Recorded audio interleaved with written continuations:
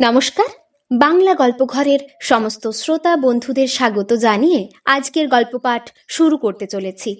আজ আপনাদের যে গল্পটি পাঠ করে শোনাতে চলেছি আশা করি খুব ভালো লাগবে। তাহলে প্রথম থেকে শেষ পর্যন্ত শুনতে থাকুন। শুরু করছি আজকের গল্প পাঠ। কথাশিল্পী আবুল বশারের লেখা ননি বা অমৃতা। দেখতে নিনা ঠিক একই রকম, চোখ, নাক, থুতনি, ঠোঁট সব ঠিক একই রকম। কানের দুলটা অবধি। খুব ভালো করে চেয়ে দেখলাম, খুঁটিয়ে খুঁটিয়ে লক্ষ্য করলাম, নিনা ঠিক একই রকম ছিল। মাথার চুল পর্যন্ত এক, ঘন কালো আর খুব ঘনীল লম্বা গছায় বিস্তৃত। মুখের ডোল যাকে বলে, চোখের ঠান্ডা চাউনির ভঙ্গি, গ্রীবার মুদ্রা সব একাকার, কোনো ভুল নেই। নিনারই দেহ, নিনারই সব, তবু নিনা নয়। দেখতে দেখতে আমি যে বিভোর হয়ে গেছি, মেয়েটি তা বুঝতে পেরে চোখ নামিয়ে কোলের ওপর ফেলে রাখা হাতের নখ খুঁটতে লাগলো। নিনা লজ্জা পেলে ওর ধারা নখ খুঁটত। আবার মেয়েটা তল চোখে চেয়ে দেখলো আমাকে। গালে লজ্জার আভা লাল হয়ে উঠল, ঠিক সেই রকম। খানিক বাদে মেয়েটি চেয়ার ছেড়ে উঠে পড়ল, দাঁড়িয়ে থাকলো কিছুক্ষণ, তারপর টানা লম্বা বারান্দার অন্য প্রান্তে চলে গেল। নিনা ছিল সঞ্জয় মিস্ত্রির মেয়ে। রাজমিস্ত্রি সঞ্জয় শিমুলতলায় আমাদের পাড়ায় একটি টালির খোপড়ায় মেয়ে বউ নিয়ে সংসার করত। সঞ্জয়ের নিনা ছাড়া আর কোনো সন্ততি সন্তান ছিল না। বউ ছাড়া আর কোনো আত্মীয় ছিল না। প্রতিবেশীর সাথে তার প্রীতির সম্পর্ক মধুর ছিল। সঞ্জয় ছিল ভালো লোক। সঞ্জয় খুব মিষ্টি মানুষ ছিল, মিশুক প্রকৃতি ছিল তার। সে কখনো বিবাদ বিসংবাদ ভালোবাসত না। নিনা অল্প কিছু লেখাপড়া শিখেছিল। নিনা ছিল সুন্দরী আর খুব ঠান্ডা স্বভাবের মেয়ে, কিন্তু নিনা কখনো সাঁতার শেখেনি। জলে নামতে নিনা খুব ভয় করত। সাঁতার না শিখে মানুষ কি করে বেঁচে থাকে আমরা তা বুঝতাম না। নিনাকে আমরা ঠাট্টা করতাম, ধিক্কার দিতাম। নদীর দেশের ছেলে আমরা, খুব সাহসী, জলের সাথে আমাদের খুব বন্ধুত্ব। নদীর সখ্য আমাদের গর্বের বিষয়। আমরা সাঁতার দিয়ে নদী পারাপার করতাম, ঢেউয়ের মাথায় দুলতাম, জলের তলায় নাড়া দিয়ে ডুবে চলে যেতাম কত দূর। তীরে দাঁড়িয়ে নিনা এসব দেখত। নিনার কি আর জলে নামতে, ঢেউয়ের মাথায় দুলতে স্বাদ হতো না? তা নিশ্চয়ই খুবই ইচ্ছে হতো। আমাদের মধ্যে সবচেয়ে ভালো সাঁতারু ছিল নবীন। এত দুরন্ত ছেলে হয় না। রাত দিন জলেই পড়ে থাকত। বাড়ি ফিরতে তার কোনো ইচ্ছে হতো না। জলের প্রতি তার ছিল গোপন আসক্তি। নদী ছিল তার প্রাণ। সাঁতার প্রতিযোগিতায় ক্লাবের সবাইকে হারিয়ে দিত। কেউ কে কখনো সাঁতারে পরাস্ত করেছে বলে আমি শুনিনি। নিনাই নবীনকে খুব ভালোবাসত। নিনা যা মোটেও পারে না, নবীন তা সবার চেয়ে ভালো পারত। নবীন ছিল সবার সেরা। নিনার ইচ্ছে হতো সেও সাঁতার শেখে, জলে নামে, কিন্তু কিছুতেই সাহস হতো না। নবীন অবলীলায় নদীর জল তোলপাড় করে ফিরত।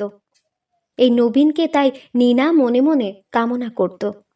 চুপি চুপি চেয়ে চেয়ে দেখত নবীনের রূপ, নবীনের স্বাস্থ্য, নবীনের বুকের বলিষ্ঠতা, কবজির শক্তি, সব কিছুকে মনে মনে পূজা করত নিনা।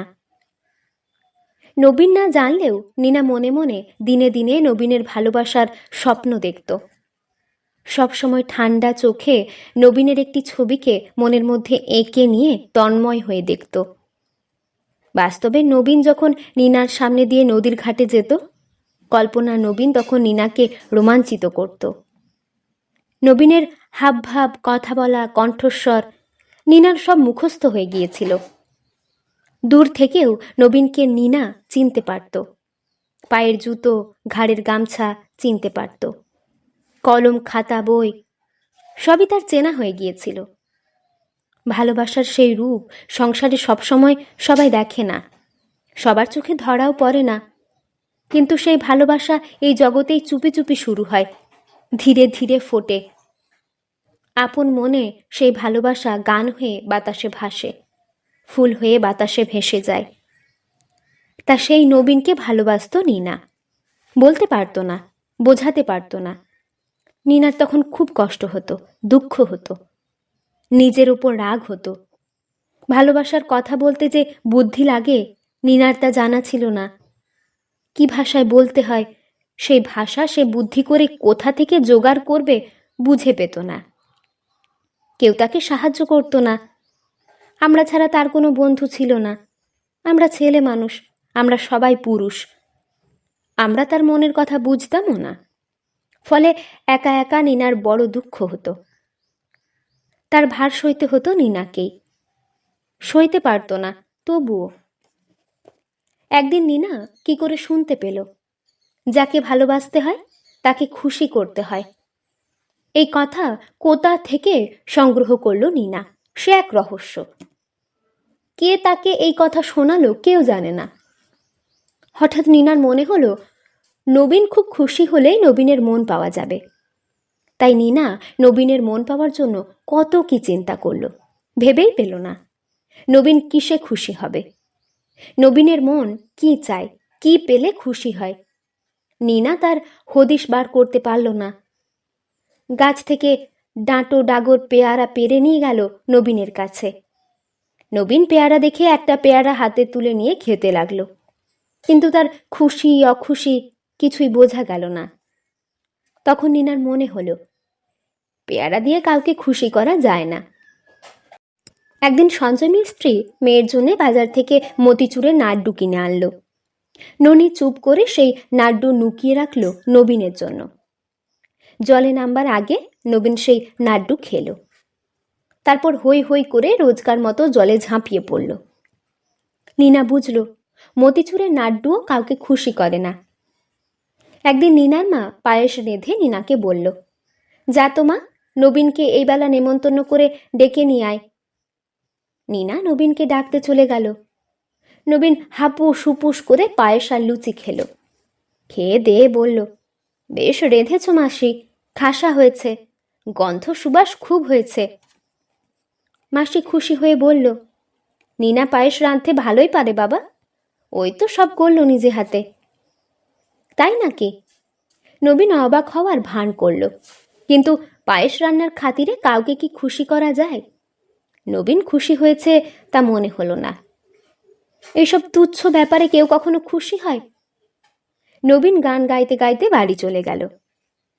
নবীন যখন তখনই গলা সাধে, তাই খেয়ে দিয়ে খুশি হয়ে গান ধরেছে, এ কথা মনে করার কারণ নেই। অতএব খুশি করার আর কি উপায়? এসব তুচ্ছ আয়োজন দিয়ে কারই বা মন ভরে? কোনো অদ্ভুত আশ্চর্যজনক ঘটনা দরকার, খুব ঝলমলো ব্যাপার দরকার, চোখে একদম অবাক করা কিছু একটা চাই। সঞ্জয় মিস্ত্রি মেয়ের জন্য নতুন রাঙা শাড়ি আর ব্লাউজ কিনে আনলো, লাল টকটকে রং, চোখে ধরা যায়। নদীর কিনারে গিয়ে দাঁড়ালো নীনা। লাল শাড়ি আর ব্লাউজ পরে কপালে মস্ত বড় লাল টিপ এঁকে নীনা যে কি সুন্দর সাজলো, কতখানি রূপসী হলো কে বলবে। অনেক দূরের দেশ থেকে যৌবন কত কি নতুন খবর বয়ে এনেছে এই ছোট্ট মেয়েটির জন্য। কেই বা তার সেই বার্তা শুনতে পেল। নবীন জল থেকে জল ছুঁড়ে মারতে পারত নীনার রোমকূপের রোমাঞ্চে, কিন্তু তা করল না। তাই যদি হতো তবে নীনা কি জলের ওপর ঝাঁপিয়ে পড়ে বলতো, দাঁড়াও নবীন, আমিও জল ঝাপাটির খেলা খেলবো তোমার সাথে। নীনা এসব ভেবে মন খারাপ করে ফেলল। পাড়ের ওপর চুপচাপ বসে বসে দুঃখ পেতে লাগলো। নীনা যে জলকে ভয় পায়, সাঁতার জানে না। নবীন একলা একলা বহু দূর সাঁতার দিয়ে গেল। উল্টো পাল্টা খেলা দিয়ে চলল জলের বিছানায়। এ যেন জলশয্যায় ভাসছে নীনার বর। বেহুলা এই জলকে ভয় পায়নি, তাই সে সতী সাধ্যী হতে পেরেছে। নীনার মনে হলো নবীনের এতটুকু যোগ্য সে নয়, কিছুতেই না। নীনার চোখে জল এলো। নবীন ডাঙায় উঠে নীনার কাছে এসে দাঁড়িয়ে দেখল নীনাকে। নিনার চোখ ঝাপসা হয়ে এসেছে। এই চোখের জলের যে কি গভীর মানে নবীন তা একটু খেয়াল করল না। নিনাকে দেখে সে কি এক ফোঁটা মুগ্ধ হলো না? দুদণ্ড দাঁড়িয়ে নিনাকে চেয়ে দেখল না কেন? গান গাইতে গাইতে নবীন চলে গেল, শীষ দিতে দিতে নবীন চলে গেল। একটার পর একটা সব আয়োজন ব্যর্থ হয়ে চলল। একটার পর একটা সব আয়োজন ফুরিয়ে যেতে চলল। নিনা নিঃস্ব হয়ে গেল, ফতুর হয়ে গেল। তার আর কোনো জাদু জানা নেই। নিনা নিজে জাদুকর সেজে নিজেই কত খেলা দেখালো, একা একা খেলে গেল, একা একা দেখল। নিজেকেই নিজে খুশি করতে পারল না। মনে হলো কোনো একদল নিনার সামনে কোনো একটি জাদু কাঠি ঘুরিয়ে বলল, আর নেই, আমি আর জানি না। তখন সেই সব নিনারা একসাথে বিদ্রূপ করে হেসে উঠল, বলল, এই খেলাগুলো বড্ড পুরাতন, আমরা বহু দেখেছি। নতুন কোনো খেলা তুমি জানো? আধুনিক কিছু? তোমার খেলায় কোনো মনে রাখার মতো চমৎকার নেই। এসব কোনো জাদুর খেলাই নয়। নিনা হেরে গেল। সে জিততে পারল না। সে যে কেমন করে হেরে যাচ্ছে কেউ তা বুঝতেও পারল না। একদিন একজন কানে কানে বলল, নিনা, তুই গুণিন ধরগে, সত্যিকার ফল পাবি। গুণিন তোকে মন্তর বলে দেবে, তাবিজ কবজ বেঁধে দেবে। যা, চেষ্টা করে দেখতে দোষ কি? না, নিনা বলল, না, তা হয় না ভাই, তা হয় না। কেন হয় না? আমি তা কিছুতেই পারি না। যাকে নিজের ক্ষমতায় পারি না তাকে অন্যের দেওয়া মন্তর দিয়ে বশ করতে পারবো না। অন্যের মন্তর অন্যেরই, আমার আপন সাধের জিনিস তো নয়। তোর ভারী গুমর দেখছি, শেষে পস্তানি হবে এই বলে রাখলাম। তা হোক, তবু পারবো না। আহা মুখপুরি, নিজের তোর কি আছে শুনি? কি দিয়ে তুই নবীনের মন ভরাতে পারিস দেখলি তো? নিনা হু হু করে কাঁদতে লাগলো। তার আর কিছু ভালো লাগতো না। একদিন তার নিজের ভেতরটা রিড়ি করে জ্বলে উঠল। তার চোখে একটা অপূর্ব আগুনের শিখা স্থির হয়ে প্রতিজ্ঞা হয়ে জ্বলতে লাগলো। সেদিন চাঁদ উঠল আকাশে। তখন সন্ধ্যা অতিবাহিত, রাত্রি নির্জন। দাওয়ায় শুয়ে চাঁদের মুখ দেখছিল নিনা। তার মনের সব স্বাদ ফুরিয়ে গেছে, তবু সে কোনো এক নির্মম প্রতিজ্ঞায় মুগ্ধ। তার ঘুম আসে না, চোখের পাতা এক হয় না। একসময় সে বিছানা ছেড়ে উঠে পড়ে, বাইরে বেরিয়ে আসে, বাগান পেরিয়ে ছায়ার জ্যোৎস্না মারিয়ে চলে আসে নদীর কিনারে, দাঁড়িয়ে থাকে অনেকক্ষণ। নদীর জল এখন শান্ত, চৈত্র মাসের শীর্ণ নদী, তবু কত ভয়াবহ। জ্যোৎস্নায় নদী জল চিকচিক ঝিলিমিলি করছে। ওপারের বালুচর নদীর পাশে ঘুমিয়ে আছে। একটা রাত জাগা পাখি এক টানা শব্দ করছে দূরে। মনে হলো নদীর জলে নবীন সাঁতার দিচ্ছে। ওই তো নবীন জল তোলপাড় করছে, টপ টপ ডুব দিচ্ছে আর উঠছে। নিনা নিজেকে আর স্থির রাখতে পারে না। আস্তে আস্তে পা টিপে জলের কাছে নেমে আসে। জলের গায়ে হাত দিয়ে ছুঁতে গিয়ে ঝুঁকে পড়ে শিউরে ওঠে নিনা। এই জল? তাই না নবীন? এই জল তোমার বড় প্রিয়, আমি তাকে ছুঁতে ভয় পাচ্ছি কেন? নিনা হাত টেনে নেয়। সে যেন বিদ্যুতের স্পর্শ ধারণ করল শরীরে। পা বাড়ালো একবার, হাত নয়, পা। পা ডুবিয়ে দাঁড়াতেই সব দেহ থরথর করে কাঁপতে লাগলো। জলের বিন্দুরা স্রোতের শেকল নিয়ে এগিয়ে এলো রূপসী নিনার কোমর অবধি। বলল, আমরা তোমায় ছাড়ছি না কিছুতে।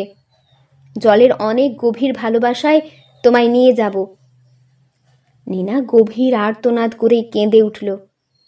তার কান্নায় ভয় পেয়ে চড় ছেড়ে আকাশে উড়ে গেল চোখাচোখি দুজন। তাদের পাখার ঝাপটা এসে যেন বাতাস দিয়ে নিনার বুকের কাপড় ছুঁয়ে গেল। নিনার আরও ভয় লেগে গেল।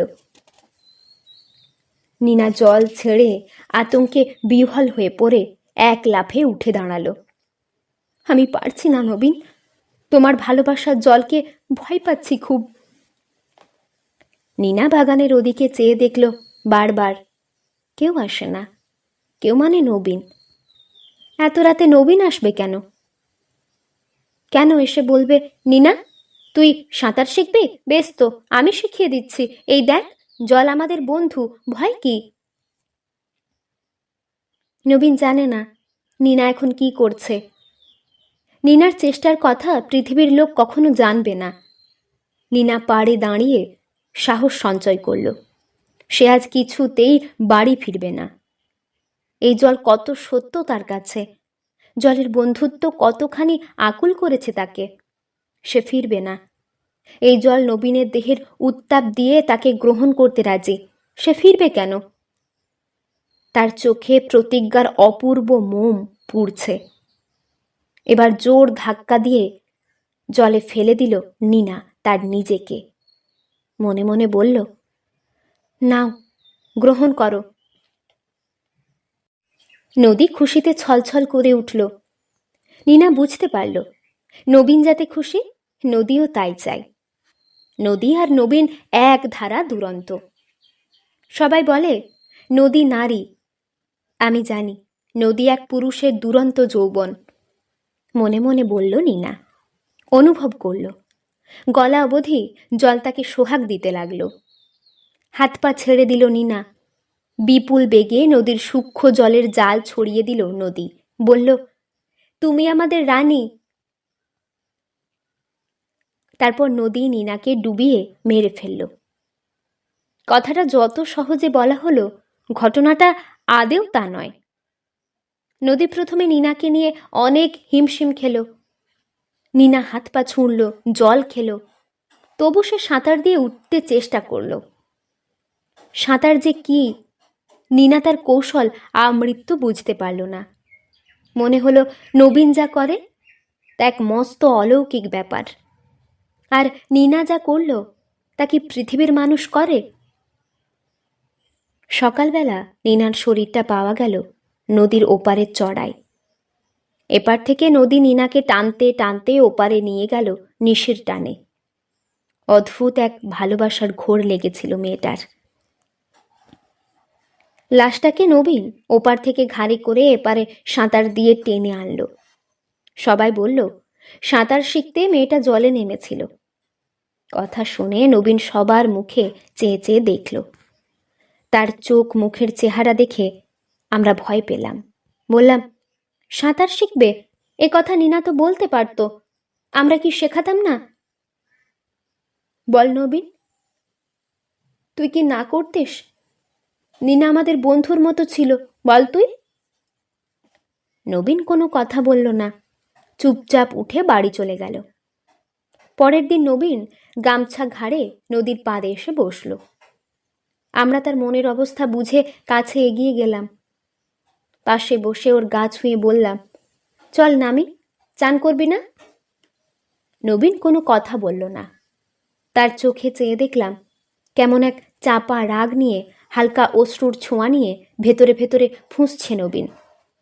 নদীর ওপর তার সব বন্ধুত্ব কখন নষ্ট হয়ে গেছে আমরা বুঝতেই পারিনি। নবীন নদী জলে আর কোনোদিন সাঁতার দিল না।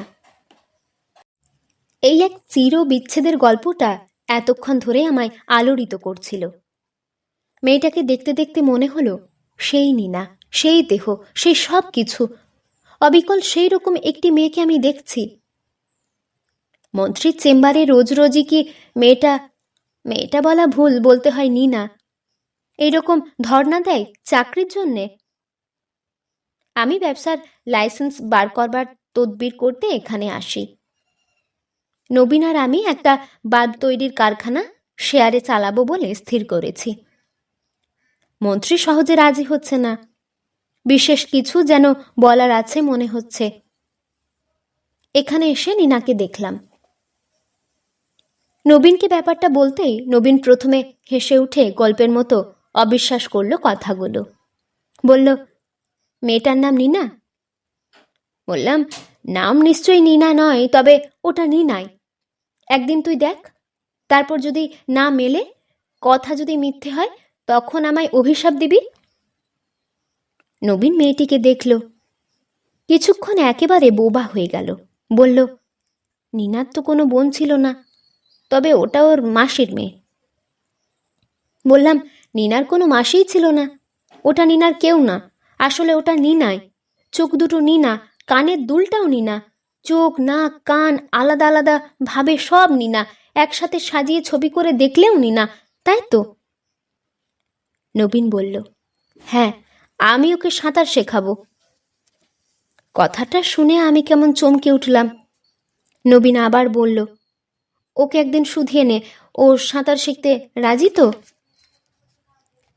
আমি মেয়েটিকে ধরে পড়লাম। বললাম, শোনো তো, তুমি এখানে চাকরির জন্য তদারক করতে? হ্যাঁ, আমার একটি চাকরির খুব দরকার। আপনি আমার হয়ে মন্ত্রীকে একটু বলবেন? আমি বিএ পাস, আমার মার্কস খুব ভালো, আমি ডিস্টিংশন পেয়ে পাশ করেছি।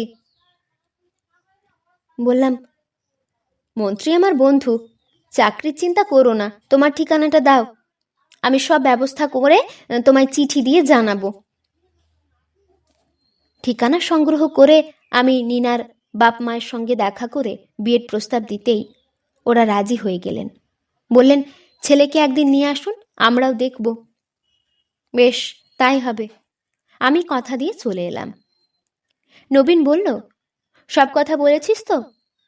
কোন কথা? কেন, ওই সাঁতার শেখানোর কথাটা? সেটা কি কোনো কথার মতো কথা হলো নাকি?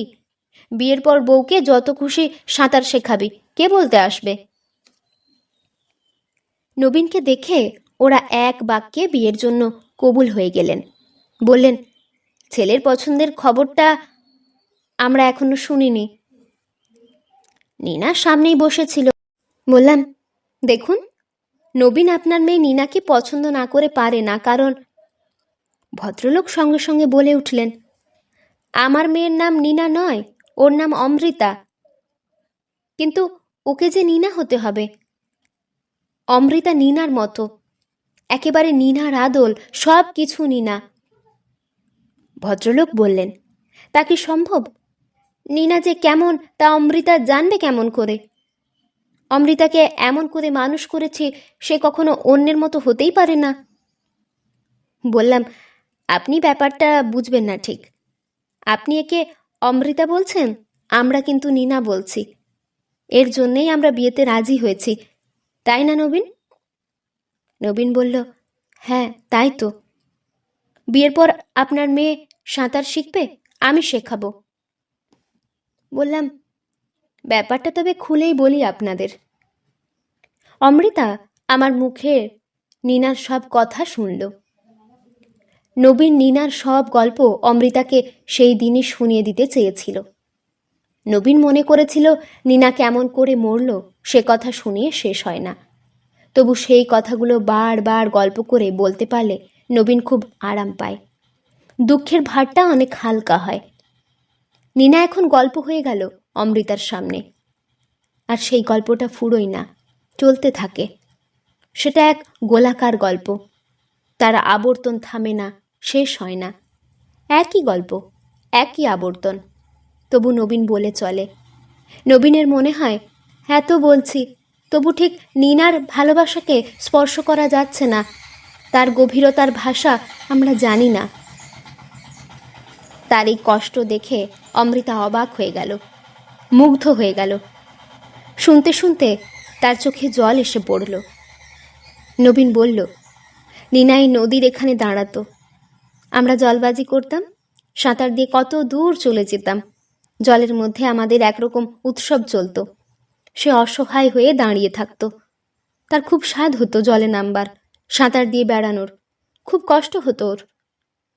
সে কিন্তু অসহায়, সেটা এক অসহায় মানুষের আশ্চর্য ছবি, খুব করুণ, খুব চমৎকার। কি বলবো, তার কোনো তুলনা নেই। সেই যে ছবিটা, তুমি পারবে সেই ছবির মতো হতে?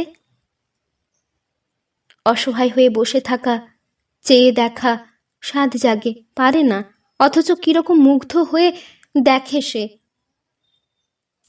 একজন জ্যান্ত মানুষকে ছবি হতে হবে। অমৃতা শিউরে উঠল। অমৃতার বলতে ইচ্ছে করলো সে সাঁতার জানে। জেলা প্রতিযোগিতায় অমৃতা ফার্স্ট হয়েছিল একবার, আর কতবার যে কত সাঁতার দিয়ে মেডেল জিতেছে সেটার কোনো গুনতি নেই। নবীন বা আমি একবারও সেদিন অমৃতাকে শুধিয়ে দেখিনি অমৃতা সাঁতার জানে কিনা। আমরা ধরেই নিয়েছিলাম যে মেয়ে দেখতে অবিকল নীনা সে কখনোই সাঁতার দিতে পারে না। তার চোখ দেখেই বুঝেছিলাম, খুব ঠান্ডা দুটি চোখ, অসহায়। অমৃতা সাঁতার জানবে এটা স্বপ্নেও কেউ ভাবতে পারে? মনে হলো আমরা নবীনের জন্য যে বস্তুটা খরিদ করছি সেটা একটা নীনার ছবি। অমৃতার বলতে ইচ্ছে করলো, আমি ছবি নই, আমি অমৃতা। এই দেখুন, আমি অমৃতার কণ্ঠে কথা বলছি, অমৃতার চোখে দেখছি, অমৃতার কানে শুনছি। আমি যে শ্বাস প্রশ্বাস ত্যাগ করছি, গ্রহণ করছি, সবই আমার নিজস্ব। আমার বুকের স্পন্দন আমারই, আমি অমৃতা। এই কপালের টিপটা আমিই এঁকেছি। বলুন, আমি কি করে ছবি হব বলুন? অমৃতার এইসব কথা বলতে ইচ্ছে হলো, অমৃতা পারল না। নবীন তখন অমৃতাকে বলল, আমি তোমাকে কিন্তু সাঁতার শেখাবো, তুমি কখনো ডুবে মরবে না। সাঁতার শেখা জলের মতো সহজ ব্যাপার। হাত পা খেলাতে পারলেই দেখবে তুমি ভেসে আছো, তুমি ডুবছো না।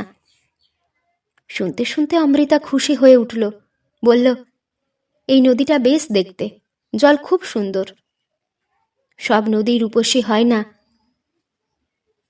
এরই নাম বুঝি রূপসা? নবীন বলল, হ্যাঁ, এরই নাম রূপসা। এত ভালো নদী, তবু এই জলে কতকাল স্নান করিনি। নীনা মরে গেল, আমিও সেই থেকে এই নদীকে খুব দুঃখ করে বললাম, আমি আর তোর কাছে আসবো না। তুমি আবার তার কাছে ফিরিয়ে আনলে নীনা। অমৃতার বলতে ইচ্ছে করল, তুমি ভুল বললে নবীন, তুমি অন্যমনস্ক হয়ে আমায় নীনা বলছো। নবীন পাছে দুঃখ পায়, তাই সে কথা শুধরে দিতে ইচ্ছে হলো না। অমৃতা চুপ করে থাকলো, বলল, এইখানে দাঁড়াতো নীনা, এইখানে, তাই না? আবার সেই গল্প। নবীন বেশ উৎসাহে শুরু করলো, হ্যাঁ, এইখানে, এইখানে সে বসতো। সেটা একটা ছবি। কখনো মুখ ভার করে থাকতো, কখনো খুব হাসি খুশি। জলে নামতে তার বড্ড আকুলি বিকুলি আর ভয় হতো। অসহায় সেই রূপটা আমি খুব উপভোগ করতাম। বেশ মজা, তাই না? একটা ছবি। এই ছবিটা এসে তোমার চোখে মুখে মিশে গেছে। দাঁড়াও, এবার আমি জলে নামবো, তুমি দেখবে। অমৃতা দাঁড়িয়ে পড়ল, আর নবীন জলে নামল। জলের ধার ঘেঁষে দাঁড়িয়েছিল অমৃতা। হাত পায়ের ঘা খেয়ে নদীর জল নেচে উঠে উল্লাসে ছিটিয়ে ছিটকে এসে অমৃতার চোখে মুখে স্পর্শ করে গেল। অমৃতা শিহরিত হয়ে চোখ বুজল। তার সব প্রত্যঙ্গ জলের প্রতি আশ্চর্য কামনায় কেঁদে উঠল। বুকের মধ্যে তৃষ্ণা জেগে ওঠে, মাথা কুটতে লাগলো, চোখ লোভে চকচক করতে লাগলো। অথচ অমৃতা জলে নামতে পারল না, কারণ এখন সে নীনা হয়ে গেছে। সে নদী তীরে দাঁড়িয়ে নবীনের স্নান করা দেখতে লাগলো, জলবাজি আর নানা রকম কসরত দেখতে লাগলো। অসহায় হয়ে অমৃতা নীনা হয়ে গেল। একদিন সে নবীনকে বলতে চাইল, আমায় সাঁতার শেখাবে বলেছিলে তুমি, কই তার কি হলো? অমৃতা বলতে চাইল এসব, কিন্তু বলতে পারল না, কারণ নীনা কখনো নবীনকে সাঁতার শেখাও বলে আবদার করেনি। এসব বললে অমৃতার কষ্ট করে গড়ে তোলা নীনার ছবিটা পাছে নষ্ট হয়ে যায়, ভেঙে যায়, এই ভয়ে সে নবীনকে কিছুই বলতে পারল না। নবীনও অমৃতাকে সাঁতার শেখাতে এতটুকু উৎসাহ দেখালো না, এমনকি সে কথা তুললেও না কোনোদিন। শুধু একদিন একটুখানি ইঙ্গিতে শোনালো, সাঁতার শেখা কাজটা আবার কঠিনও বটে, তোমার ভয় করে, তাই না? অমৃতা কি বলবে? চোখে তার জল এসে গেল, মাথা নিচু করে ঘাড় নেড়ে জানালো, হ্যাঁ। নবীন সাথে সাথে বলল, নীনাও সাঁতারের কথা তুললে তোমার মতো লজ্জা পেত, আর আমার তখন কি যে ভালো লাগতো, গর্বে বুকখানা 5 ইঞ্চি বেড়ে যেত। এই একটা ছবি। অমৃতা বলল, সেই ছবিটা আমার মুখের আদলে এসে মিশে গেছে, তাই না? নবীন হাসতে হাসতে বলল, ঠিক বলেছ, আমি ঠিক এই কথাটাই বলছিলাম। অমৃতা একলা আড়ালে এসে আয়নায় দাঁড়িয়ে নিজের প্রতিচ্ছায়া দেখে ভেবেই পেল না ওই বিস্তৃত চোখ দুটি তার নয়, ওর নাক, কপাল, ভুরু, ঠোঁট, গলা তার নয়, এটা অমৃতা নয়। সুইমিংয়ের সার্টিফিকেটটা বাক্স থেকে চুপি চুপি বার করল, চেয়ে চেয়ে দেখল, ঝরঝর করে তার চোখ দিয়ে জল পড়তে লাগলো। নদীটাকে দেখল অমৃতা। দিনের বেলায় সূর্যের আলোয় সে নদী তাকে কামনা করত, রাত্রির জোছনায় সে নদী তাকে আকুল হয়ে ডাকত। কতদিন সে একলা নদীর ধারে গেল, জলে নামতে স্বাদ হলো, জল তোলপাড় করে তুলতে ইচ্ছে হলো, সাঁতার দিয়ে ওপারে চলে যেতে মন তাকে লুব্ধ করতে থাকল। অমৃতা পারল না। অমৃতা নীনার কথা ভাবল, একটা অসহায় ছবির কথা ভাবল, নবীনের প্রেম মুগ্ধ তন্ময় নিশ্চিন্ত জীবনের কথা ভাবল। নবীনের এই ঘোর লাগা আত্মতৃপ্তির সুন্দর অভিব্যক্তি সে মিথ্যে করতে পারল না। সব স্বাদ ফুরিয়ে গেল, সব উদ্যম ফুরিয়ে গেল, সব হাসি চলে গেল। অমৃতা শীর্ণ হয়ে, পাংশু হয়ে কেমন যেন একটা হয়ে গেল। নবীন অমৃতাকে চেয়ে চেয়ে দেখল। অমৃতার কি হচ্ছে নবীন বুঝতে চাইল, পারল না। নবীনের মনে হলো অমৃতা একটা ছবি, একই ছবি, এক এক সময় এক এক রকম লাগে, রং বদলায়, চোখের ভুল হয়, আবার এক সময় ছবিটা সুন্দর দেখাবে। নবীন চলে গেল। নবীন গান গাইল, শীষ দিল, আনন্দ করল। অমৃতা সেই গান শুনল, কিন্তু গানের কথা, গান যে কি বলছে তা সে বুঝতে পারল না। সে একলা একলা ঘরের মধ্যে ঘুরতে লাগলো। ঘুরতে ঘুরতে সে আবার আয়নার সামনে এসে দাঁড়ালো, চেয়ে চেয়ে দেখল নিজেকে। অমৃতার নিজেকে চিনতে পারল না। তার মনে হলো অমৃতা বলে কেউ নেই, কখনো ছিল না, কোনো দিন ছিল না। বসে থাকতে থাকতে মনে হলো সে একটা মূর্তি, পাথরের তৈরি মানুষ, তার প্রাণ নেই, চোখ আছে, দৃষ্টি নেই, কানটি আঁকা, সে কিছুই শোনে না। ভাবতে ভাবতে তার বুকে স্পন্দন থেমে গেল, তার রক্ত প্রবাহ থেমে গেল, নিঃশ্বাস থেমে গেল। অমৃতা সত্যিকার একটি ছবি হয়ে গেল। যেভাবে ছবি তৈরি হয় অমৃতার আঁকা জোকা, সেইভাবে সম্পূর্ণ হলো। প্রথমে চোখ আঁকা হলো, সে চোখ দেখে না, কিন্তু চেয়ে থাকে। এইভাবে দুটি পা আঁকা হয়ে গেল, যে পা দুটি একদম স্থির, কখনো হেঁটে হেঁটে কোথাও যায় না। অমৃতার সব ছবিটা এখন আয়নার সামনে স্থির, কোনো কম্পন নেই, মৃদু একটি শিহরণ নেই, জমাট একটা মূর্তি। নবীন ঘরে ঢুকে একেবারে আনন্দে আত্মহারা হয়ে গেল। সেই ছবি একেবারে নিখুঁত। ঘাড়ে হাত রাখল নবীন, সেই স্পর্শে একবার চোখ খুলল অমৃতা। অমৃতা প্রতিবিম্বকে একবার ডেকে উঠল, নীনা। নবীন তা শুনতে পেল না, চোখ বুঝল অমৃতা। আর সামান্য ধাক্কা লেগে অমৃতা এবার কাঠের মূর্তির মতো মেঝেই পড়ে গেল। নবীন হতভম্বের মতো ঝুঁকে নামল মেঝেতে, দেখল অমৃতা মরে যাচ্ছে। বাইরের একটি কোকিল নিঃসীম আনন্দে ডেকে উঠল, পৃথিবীতে বসন্ত এসেছে। অমৃতা মরে যেতে চায়, কিন্তু মরে যাওয়ার উপায় সে জানে না। একটি পরিপূর্ণ ছবি সে হতে পেরেছে। জীবন নেই, প্রাণ নেই, স্বাদ এবং স্বপ্ন নেই, ভালোবাসা নেই। ছবি বলতে এই যদি হয় তবে অমৃতা ছবি, কিন্তু অমৃতার তখনও প্রাণ ছিল। নবীনের মনে হলো অমৃতা এখনো বেঁচে আছে, একটি পাথরের মূর্তির মধ্যে এখনো জীবন রয়েছে। স্থির চোখের গভীর স্বপ্নে আর ভালোবাসার সূক্ষ্ম আলোড়ন থেমে আছে, স্তব্ধ হয়ে আছে। আর জীবনের এই নির্বাপিত প্রায় একটি অদ্ভুত মায়া ছাড়িয়ে চোখে মুখে যেন লেগে আছে। সেদিন চাঁদ উঠল আকাশে। একদিন পৃথিবীতে এইরকমই চাঁদ উঠেছিল। তখন সন্ধ্যা অতিবাহিত, রাত্রি নির্জন। দাওয়ায় শুয়ে চাঁদ দেখছিল অমৃতা। নীনা একদিন এমনই ধারা চাঁদের মুখ চেয়ে দেখে কেঁদে ফেলেছিল। অমৃতারও সব স্বাদ ফুরিয়ে গেছে, তবু সে কোনো এক নির্মম প্রতিজ্ঞায় মুগ্ধ। তার ঘুম আসে না, চোখের পাতা এক হয় না। একসময় সে বিছানাটা ছেড়ে উঠে পড়ে, বাইরে বেরিয়ে আসে, বাগান পেরিয়ে ছায়া জ্যোৎস্না মাড়িয়ে চলে আসে নদীর কিনারে, দাঁড়িয়ে থাকে অনেকক্ষণ। নদীর জল এখন শান্ত, অবিশ্রান্ত কোকিল ডাকছে বাগানের অন্তরাল থেকে। চৈত্র মাসের শীর্ণ নদী, তবু কত ভয়াবহ। জ্যোৎস্নায় নদী জল চিকচিক ঝিলমিল করছে। ওপারে বালুচর নদীর পাশে ঘুমিয়ে আছে, অমৃতার হাতে দড়ি, কাঁখে কলসি। অমৃতা বালি দিয়ে কলসিটা পূর্ণ করল, তারপর দড়ি দিয়ে কোমরে বাঁধল, পা দুখানি জড়ো করে আরও একটি দড়ি দিয়ে কষে নিল। তারপর দুই চোখ বুজে চিন্তা করল। নীনা সাঁতার জানত না। নীনা নবীনের এই প্রিয় নদীকে ভালোবেসেছিল। মরবার আগে সে কেমন আনন্দে অস্থির হয়ে উঠেছিল, সবই অমৃতা অনুভব করবার চেষ্টা করল। আস্তে আস্তে গড়িয়ে গড়িয়ে অমৃতা জলের কাছে নেমে এলো।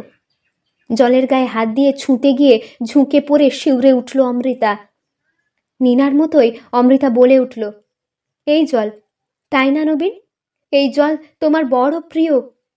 আমি তাকে ছুঁতে এত ভয় পাচ্ছি কেন? কথাটা আর একবার ঘুরিয়ে ফিরিয়ে অন্যরকম করে আবৃত্তি করল অমৃতা। এই জল, তাই না নীনা? এই জল তোমার বড় প্রিয়। আমি ছুঁতে গিয়ে এতখানি ভয় পাচ্ছি কেন? সভয়ে হাত টেনে নেয় অমৃতা। সে যেন বিদ্যুতের স্পর্শ ধারণ করল শরীরে। কোমরে দড়ি বাঁধা, বালিপূর্ণ কলসি। জলের দিকে পা বাড়িয়ে দিল। পা ডুবিয়ে উঠে দাঁড়াতে সারা দেহ থরথর করে কাঁপতে লাগলো। জলের বিন্দুরা স্রোতের শেকল নিয়ে এগিয়ে এলো রূপসী অমৃতার কোমর অবধি। বলল, তুমি আমাদের রানী। তোমাকে আমরা জলের অনেক গভীর ভালোবাসায় নিয়ে যাব, ছাড়বো না। জলের প্রতিটি বিন্দু যেন আহ্লাদে চিৎকার করে উঠল, ছাড়বো না, ছাড়বো না। নদীর এই গোপন আর্ত ভাষা অমৃতাকে বিভোর করে তুলল। জলের স্পর্শ করল উদ্বেলিত। অমৃতা পাগল হয়ে গেল। গভীর সানন্দ আর্ত বিহ্বলতা অমৃতাকে উন্মাদ করে দিল। অমৃতা শুনতে পেল কোকিলটা থেমে গেছে। একখণ্ড মেঘ এসে লাগলো চাঁদের মুখে। নদীর ওপর দিয়ে কালো ছায়া ভেসে গেল। অদ্ভুত কর্কশ স্বর ছড়িয়ে চরের চোখাচোখি উড়ে গেল দূর দিগন্তের দিকে। অমৃতা হঠাৎ ভয় পেল, আরো বেশি আনন্দ পেল। আতঙ্ক চালিত অমৃতা এক টানে কোমরের দড়ি খুলে ফেলল, পায়ের দড়ি আলগা করে দিল। মনে মনে বলল, আমি পারছি না নবীন, তোমার ভালোবাসার জলকে আমি খুব ভয় পাচ্ছি নবীন। অমৃতা বাগানের ওদিকে চেয়ে দেখল বারবার, কেউ আসে না। কেউ মানে নবীন। এত রাতে নবীন কি আসতে পারে? অমৃতা এবার উঠে দাঁড়িয়ে দড়ি খুলে ফেলে জলে ঝাঁপ দিল, পাগলের মতো, দস্যি মেয়ের মতো। দুরন্ত অঙ্গ চালনায় অমৃতা কিসের যেন বাঁধন ছিঁড়ে ছিঁড়ে জীবনকে তোলপাড় করে চলল। সাঁতার কেটে কেটে কিছুতেই তার স্বাদ মেটে না। সব ভয় ধীরে ধীরে দূর হয়ে যেতে থাকলো। এতদিনের একটা ছবি কয়েক মুহূর্তে প্রাণ পেয়ে সহসা তাবৎ পৃথিবীকে জলের ভিতর আন্দোলিত স্পন্দিত করে চলল। এ সময় নবীন অমৃতাকে খুঁজতে খুঁজতে নদীর কিনারে এসে দাঁড়ালো।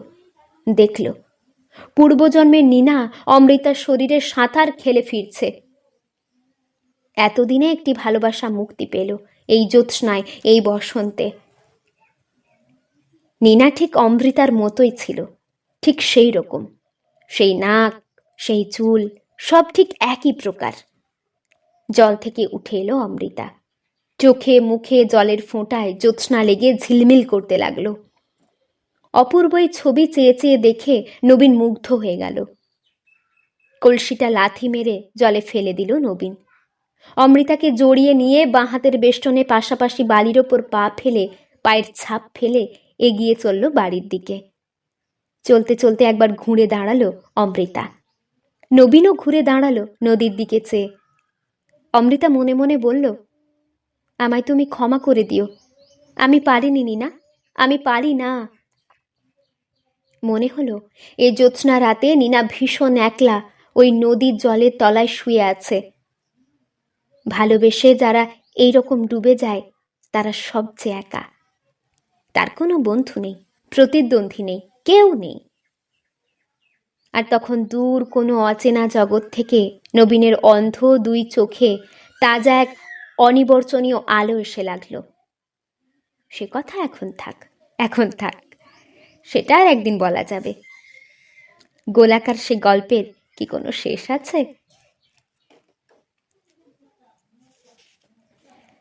এতক্ষণ শুনছিলেন কথাশিল্পী আবুল বশারের লেখা ননী বা অমৃতা গল্পটি। এই গল্পটি আপনাদের কেমন লাগলো তা আমাকে অবশ্যই কমেন্টের মাধ্যমে জানিয়ে দেবেন। যদি ভালো লাগে তাহলে লাইক এবং সাবস্ক্রাইব করে আমাদের পাশে অবশ্যই থাকবেন। আবার দেখা হবে পরের কোন একটি গল্প নিয়ে। ততক্ষণ আপনারা ভালো থাকবেন, সুস্থ থাকবেন, সাবধানে থাকবেন। নমস্কার।